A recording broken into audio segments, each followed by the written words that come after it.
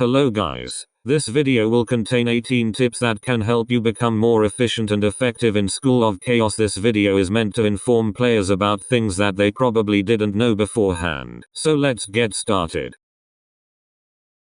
Tip number 1. Did you know that you can lock a DP to get to your quest faster? You can do this by hitting a player, going to a locker, exiting tab, re-entering tab. Then when you go back to the infirmary you can instantly go through the door and teleport to your quest. The locker DP does not add to your death stats. Also note this works for City Quest too, but the city already has automatic TP, so it wouldn't make a difference.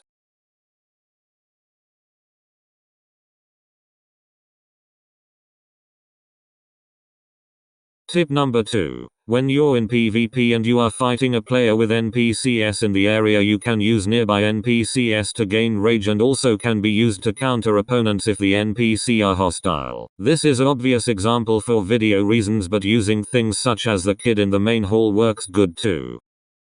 Tip number 3. Did you know that you can stack zombie drool? Each drool lasts for 1 minute each and can double your damage and HP. If you use multiple at once, let's say 7, you will have 7 minutes of zombie drool. I see people all the time in fights restarting their drools, putting them at a major disadvantage, when you can simply spam a few drool and be good for a good period of time. Tip number 4. Always carry a jetpack. They can save you from being jumped by players. Don't worry about a jammer too much, as you have to be in a specific range for them to be effective.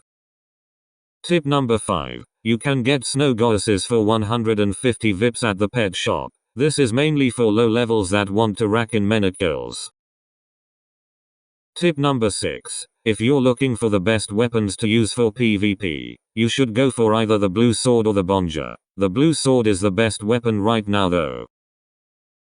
Tip number 7. You can make multiple armor folders to avoid sliding all the way down and all the way back up, risking certain death. You can use these to put on armor a lot faster and without risk. Although I didn't make a demonstration, you will get the point.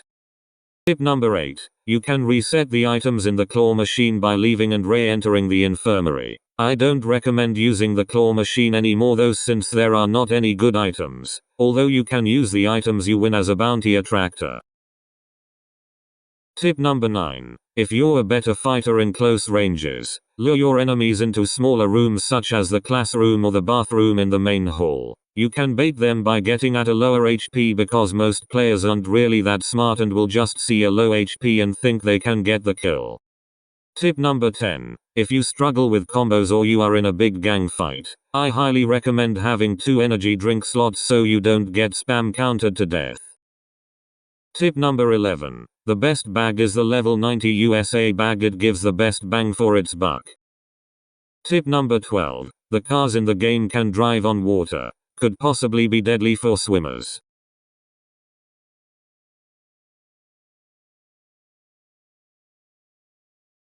Tip number 13. You can sell scooters for 75,000 lunch money each. Tip number 14. Get rid of unneeded items in your bag, as this will lead to many deaths due to your bag capacity being full. Every OG uses this excuse.